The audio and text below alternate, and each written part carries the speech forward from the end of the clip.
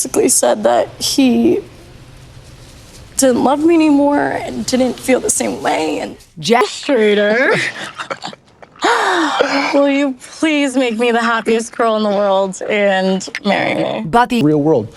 And I found myself not being able to live up to the things that you need and you deserve. That man doesn't exist anymore. And the truth of the matter is, I'm still that same woman I am.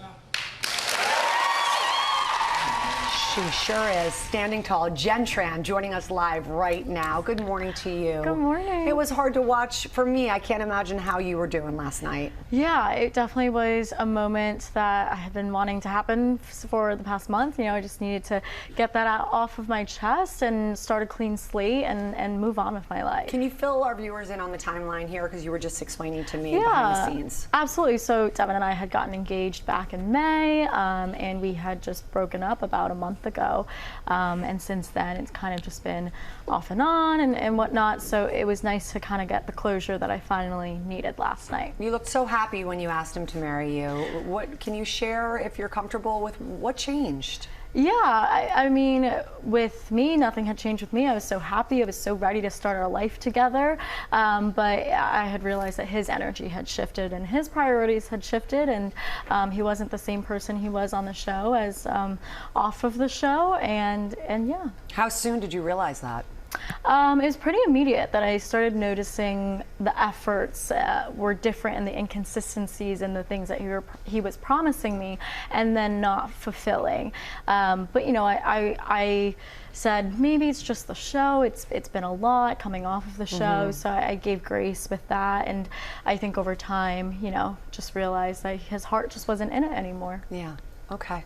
You were the first woman to propose. Yeah. You said that you have no regrets about that. Do you still believe that? You still standing by that? Absolutely. You know, I proposed to a man who promised me a fulfilling life, a loving partnership, and a marriage that I had always wanted. So I am very confident in knowing that that is still what I want. Unfortunately, he just wasn't the man that he had talked himself up to be, but I would be so lucky to find another man who would be able to fulfill those promises. Well, maybe you will, because you're going to be very busy and around a lot of people. First, I want to just show everybody this. Take a look at this. Do we have a picture of Jenn, what you went through? Oh, well, that's one of the pictures, but you Yes. were on a plane all night long to get to us because you are putting down your rose and putting on your dance shoes as one of the celebs on Dancing with the Stars. We are so excited about that. Yes, it's so exciting. I think you're going to be great. Thank you so much. I've actually always wanted to learn how to dance, so this is kind of like a dream come true, honestly. You do not know how, you don't have any ballroom training? I took one ballroom class in college and I got credit for it, so you know that counts. All right. So you're like a beautiful piece of clay, ready to be molded. Oh, I love And you have a great pro. All right, we're gonna watch. We're gonna cheer you on. We'll talk more later. Devin Strader breaks silence on ending engagement with Jenn Tran, a drama-filled finale on The Bachelorette. In a stunning revelation during the dramatic season finale of The Bachelorette, Devin Strader has explained his decision to end his engagement with Jenn Tran. The season's climax left Bachelor Nation in shock as Strader's abrupt breakup with Tran unfolded.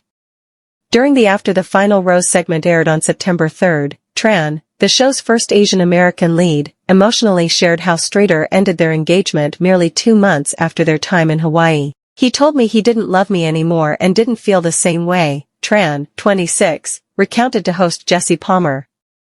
She added that Strader expressed regret over the engagement in a brief 15-minute phone call, admitting he had checked out and no longer wanted to continue the relationship.